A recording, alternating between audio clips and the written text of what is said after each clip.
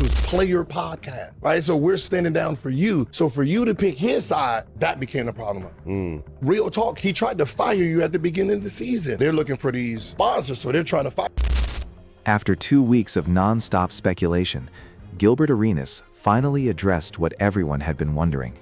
He sat down with Carmelo Anthony, and during the conversation, Carmelo's co-host asked him the very question I've been waiting to hear for the past 3 weeks. Parted ways or got fired? That's different. They got fired. So it's official. They were let go by the man himself, Gilbert Arenas. But honestly, that's the least surprising thing Gilbert revealed during his appearance on Carmelo Anthony's podcast, because he ended up explaining the entire situation. He talked about an alleged takeover attempt that almost nobody covered, a plan involving Skip Bayless, and why Rashad McCants missed out on a raise he never even realized was on the table. Seriously, Rashad seems to take another setback with every new detail that comes out. But that still isn't the biggest revelation. According to Gilbert, everything people watched unfold throughout the spring was actually part of a test he was running on his own team the entire time. Pay close attention, because once you hear his explanation, the last 3 months of this story may look completely different. Mic check, 1 2 1 2. What's going on, everybody? Let's do a quick recap for anyone who's just joining this story. Gilbert Arenas and Underdog teamed up to build what became one of the biggest basketball shows on YouTube. They started as 50-50 partners back in 2023. This spring, Gilbert walked away while keeping ownership of the show's name.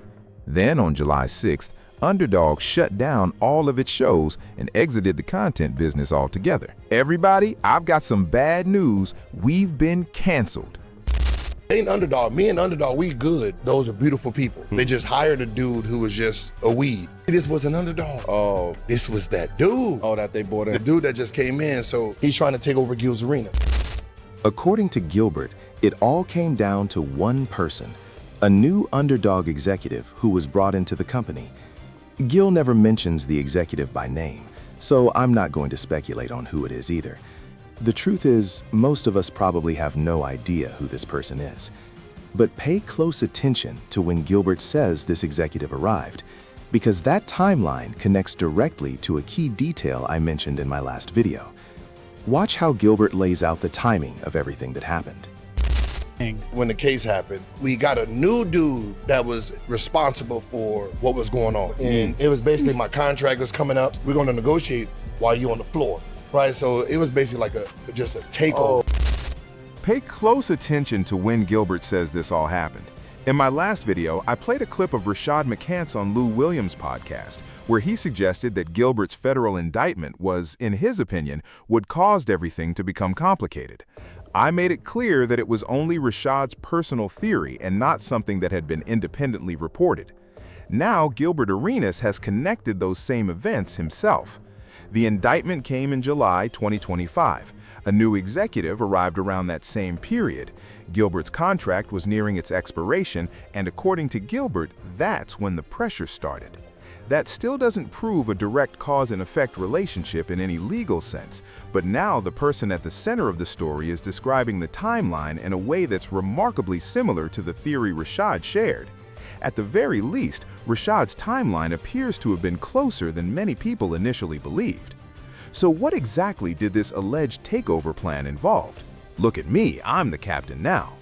Well, Gilbert laid that out too, and it's the most detailed he's ever been when discussing Skip Bayless's reported role. This next clip explains the entire alleged plan, and I want you to pay close attention to the numbers because they matter. He tried to fire you at the beginning of the season. Like, Skip was getting paid for 4 days. He was only there 3. One was gonna be our show, and that was to replace him because they both contrarian. They said Skip does it better, he don't cuss, he don't. So they're looking for these sponsors, so they're trying to fire you. Me and Joe standing on 10 toes. Nah. They were getting paid for 4 days of work while only filming 3. According to Gilbert Arenas, that 4th day was essentially being reserved for someone else, with a chair already waiting that had Skip Bayless's name on it. A sponsor-friendly replacement who could bring a similar debate style without the profanity. That's Gilbert's version of what was happening. Now, I know some of you are probably thinking, wait a second, didn't you say Gilbert was the one who originally brought Skip Bayless to the network? And that's true. Skip initially joined for the football show, and Gilbert had no issue with that arrangement. What Gilbert is saying now is that the new executive allegedly tried to use that existing relationship for a completely different purpose. We haven't heard Skip's side of the story, but Gilbert's explanation does provide context for that awkward May 20 episode during the conference finals when Skip was sitting in Gilbert's chair with Gilbert's name still displayed on it. If you're wondering whether the show even needed someone to fill that seat, a lot of people would probably say it didn't. Even the people on the couch seem to feel the same way. I've got to find a replacement who won't outshine me. Now, listen to Rashad McCants on Lou Williams' podcast describing that same Skip Bayless situation from the opposite side of this dispute. This is sponsor. We don't need Skip, bro. Right, we killin'. We don't need... What's interesting is that even though Gilbert and Rashad ended up on completely opposite sides and reportedly weren't even speaking, they both described the Skip Bayless situation in almost the exact same way. The show was thriving. The chemistry was working. Nobody watching believed the program needed saving. That's why the addition of a fourth chair felt, to many involved, like the beginning of a takeover rather than an upgrade. It looked like a seat was being created for a show that was already succeeding without it. It's like, yeah, you know, this is part of negotiation. Gil's response is, you don't want to negotiate with a dude like me. And I was like, you don't want to negotiate with a dude like me. I'm an athlete. This is what I do. I like this type of back and forth. Then, Gilbert says something that really shows just how personal he believes this situation became. From the outside looking in, it seemed like Gilbert Arenas was on the verge of losing the show he helped build. But according to Gilbert, he decided to go over that executive's head instead. What he says next is the one statement that could completely change the way you view everything that happened. You negotiating with it. I go straight to them, hey, listen, when I end, I have the rights to Gil's Arena, so what you want to do? Well, we're going to go with you. And I said, hey, just keep negotiating with him. I need to see who he really is. I want to see who the cast is when they think I'm out. But I just sat back with all the raises in my pocket. Pay close attention to what Gilbert just said. According to him, the battle had already been decided. He says Underdog's leadership had chosen to back him, but he intentionally allowed the conflict to continue. Gilbert claims he kept the standoff going, held off on approved raises for members of his own cast, and watched who remained loyal while the internet assumed his time was over. As Gil put it, if everybody thinks you're out, that's when you really find out who people are. Remember what he said in the first video? I'm not sure they like me anymore. At the time, it sounded like someone openly questioning where he stood, but now Gilbert says he was actually observing everyone's reactions. And look, over the past 2 videos, I've told you that I believe Gilbert ultimately came out on top in this situation. Naturally, when someone wins, it's easy to take a victory lap and say everything unfolded according to plan. After all, the people who come out ahead often get to tell the story from their perspective. That brings us to Rashad McCants. Gilbert explains how he believes the executive gradually worked on Rashad, and the approach he describes is surprisingly calculated. Skip come on the show with you. We could do that on Friday too. Then they do an episode with Skip on Friday, and he's like, oh man, me and Skip. In Gil's words, They did that to him. and then McCants starts thanking the man on air. First and foremost, I want to say shout out to Underdog. I had to wear what I'm so proud to be wearing, giving us the opportunity to be able to show and prove as the #1 sports show on the internet. I just want to be able to. He's sucking. 3 separate shout-outs directed at the very executive Gilbert says was actively trying to push him out. He tried to fire you at the beginning of the season. They're looking for these sponsors. So According to Gilbert, this was hurting the show and pulling it in the wrong direction. me and Joe standing on 10 toes. Nah, we good. We're good with our roster. We're #1 with our roster. And I think this next part is probably the cruelest part of the story. Do you remember when Gilbert Arenas reacted to Rashad McCants kissing up to the underdog? Give me the opportunity. I gave you the opportunity. We already know where he's going. Oh my God, Fredo! Damn it! You're not on my side. You're not with us. You was one of my best soldiers. Oh, damn it! Well, check this out, because according to Gilbert, what happened next was a loyalty test he says he put Rashad McCants through. The way Gilbert describes it is easily one of the most uncomfortable parts of the entire story. He in the cemetery. I got his raise right in the pocket. Now I got to give this. According to Gilbert Arenas, he had already negotiated a raise for Rashad McCants, but Rashad never knew it existed because Gilbert says the entire purpose was to see how people would act when they didn't realize what was already in place. Gilbert claims Rashad chose to side with the executive instead. As a result, Gilbert says that raise ended up going to someone else. Then, Carmelo Anthony asked the question that gives a clear picture of where their relationship stands today. How could you do that, though? Like, y'all haven't spoken since? Nah. And I want to be fair to Rashad here, because Gilbert comes across as pretty straightforward on this point. According to Gilbert, if Underdog had approached Rashad with an opportunity to host his own show and offered him his own deal, he says he would have understood that decision. If it was Underdog giving him a better position and say an Underdog in Germany, like, yo, we want you as a star. I know how it goes. Like, Yeah. According to Gilbert, his issue wasn't that Rashad wanted new opportunities. He says the problem was that Rashad knew there was an ongoing conflict behind the scenes, and in Gilbert's view, continued choosing to side with the other camp. I told you, I have a problem. Me and Joe, he's trying to fire us. He tried to fire you. We beefing because of you, technically, because we not letting what was going down go down. And this was player podcast, right? So we're standing down for you. So for you to pick his side. Gilbert's entire perspective is that he and Josiah Johnson were battling that executive to keep the show centered around former players. In Gilbert's telling, they believed they were standing up for Rashad McCants as much as they were standing up for themselves. But the person they felt they were fighting for ultimately chose the other side. Looking at it from Rashad's perspective, though, the story feels very different. During his appearance on Lou Williams' podcast, Rashad described the years after his basketball career as 10 years in purgatory. He called this opportunity a second chance and said that nobody kept him informed about what was happening behind the scenes. He simply showed up and did his job. If that's how he experienced it, then he ended up caught between the person who helped revive his career and the company that signed his checks, and in the end, he lost both. To me, that's the most heartbreaking part of this entire saga. Out of everyone involved, Rashad McCants may have paid the highest price. Now let's look at where Gilbert ultimately landed. The dispute ends, Underdog exits the content business, everyone loses their jobs there, and where does that leave Gilbert? Honestly, in a much stronger position than I expected in my last video. Front Office Sports reported that Gilbert Arenas is joining Playmaker with his new show expected to debut in August, and the details make the move even more interesting than the headline itself. Playmaker is home to major sports shows, including The Roommates Show with Jalen Brunson and Josh Hart, The Big Podcast with Shaquille O'Neal, and Shannon Sharp's Club Shay Shay and Nightcap. Yes, the same Nightcap that Gilbert already co-hosts with Shannon.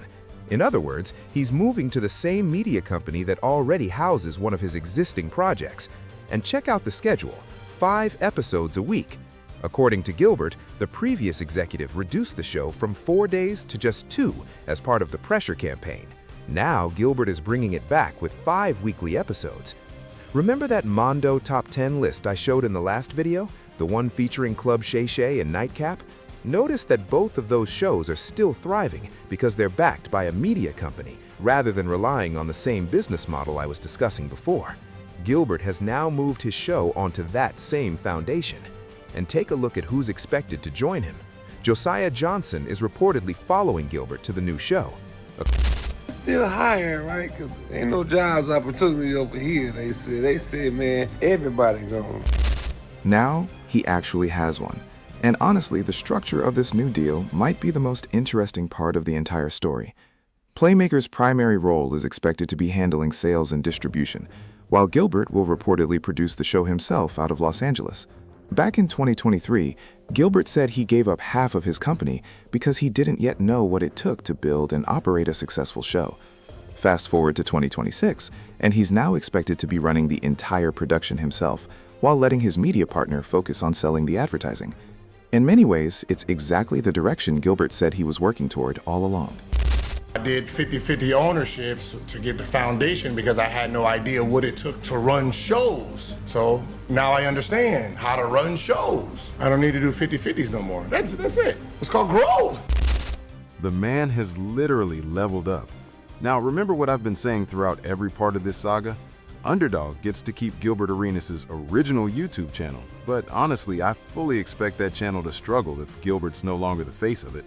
I don't care how many subscribers a channel has. If Gilbert Arenas isn't the one appearing on a channel built around Gilbert Arenas, it's going to be incredibly difficult to maintain that same audience. And since my last video, Gilbert's new YouTube channel has already surpassed 330,000 subscribers. That's a strong start, especially considering he's rebuilding after leaving behind a platform that generated hundreds of millions of views. It's still a rebuild, but is one that began with serious momentum. According to Gilbert, he'd been preparing for this move since January by recruiting people, bringing back some members of the former production team, and even targeting an August launch to compete directly with the old show and take over its time slot. Then Underdog shut down its entire content division, leaving nothing left to compete against. But I think there's an even bigger takeaway here, and it's about who Gilbert chose to partner with. The first version of the business was built with the backing of a sports betting company.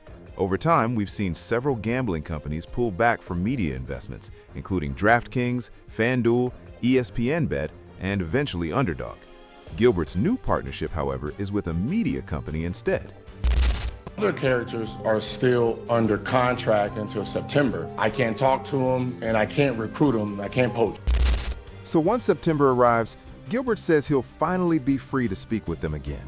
That's when we'll find out what the real roster looks like. Who comes back, who never gets the call, who, according to Gilbert, passed the loyalty test, and is there anyone whose story could still have a comeback? August is expected to mark the relaunch, but September could be the reunion. I'll be here covering both. I've said this from the very beginning of this story. I respect athletes who know how to handle business, and Gilbert Arenas has consistently shown that side of himself. If he keeps building at this pace, I honestly wouldn't be surprised if one day his jersey ends up on my wall. If you've noticed my background, you'll know I keep jerseys from my favorite football player, basketball player, and media personality. You can agree or disagree with that, but they're there to remind me to keep working and keep making the best videos I can for you guys. Hopefully that effort shows. Looking at everything we've heard so far, Gilbert appears to have come out of this situation in a very strong position. Based on his version of events, he had the rights, the leverage, and the backing of company leadership before the public drama ever reached its peak. If Gilbert's account is accurate, then much of this battle had already been decided before most people even realized there was one. The show's name is his studio remains his, Josiah Johnson is expected to join him, Playmaker is backing the new project, and August is already shaping up to be a major month. If you want to understand just how valuable Gils Arena became, consider this. When Gilbert partnered with Underdog in 2023, the company was reportedly valued at around $485 million. After its latest funding round, that valuation has reportedly grown to roughly $1.23 billion. During the same period that Gils Arena served as one of the company's flagship shows, Underdog's valuation nearly tripled. That doesn't prove the show alone drove that growth, but it does highlight how significant the content strategy was during that stretch. Then, once Underdog decided to exit the content business, the network shut down. Gilbert, however, had already positioned himself for what came next. At the same time, Gilbert says the entire experience revealed who would stand beside him when things became difficult. According to his account, that was one of the biggest lessons to come from the situation. Some familiar faces moved on. Nick Young went from publicly asking about joining the show to becoming part of the new project. Rashad McCants' future with the group appears uncertain. Raises were reassigned, relationships changed, and the chemistry that made Gils Arena so successful was ultimately affected by the conflict itself. Rebuilding the show is one challenge. Recreating that same dynamic may be an even bigger one. Now I want to hear from you. What do you think about everything that's happened? Drop your thoughts in the comments below, because in my opinion, this has been one of the most fascinating stories in sports media. Maybe I'm a little biased because I cover sports media, but I genuinely think this entire saga has been incredible to follow. And if you're looking for another interesting basketball story, I've also got a video covering the recent reports involving LeBron James and the Miami Heat.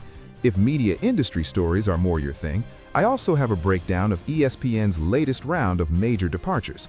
I'll leave both of those on the end screen. I'll catch you guys over there.